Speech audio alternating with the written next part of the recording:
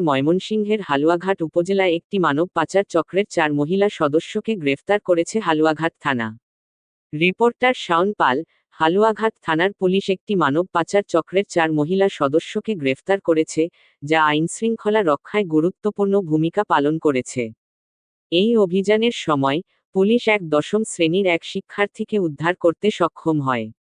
শিক্ষার্থীর মা এক অজানা শোক ও উদ্বেগের মধ্যে জানান যে, গত 19 নভেম্বর মানব পাচার চক্রের সদস্যরা আমার মেয়েকে নানা ধরনের মিথ্যা প্রতিশ্রুতি দিয়ে ফাঁদে ফেলে হালুয়াঘাট মহিলা কলেজের সামনে থেকে ফুসলিয়ে নিয়ে যায়।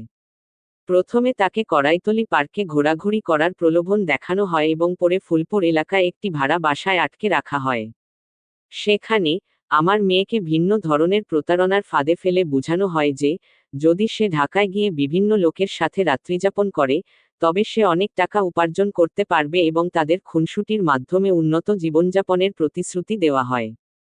এতে সন্তানের নিরাপত্তা হুমকির মুখে পড়ায় অবশেষে গোপন সংবাদের ভিত্তিতে পুলিশ তাকে উদ্ধার করে এবং অভিযুক্তদের আটক করে থানায় নিয়ে আসে।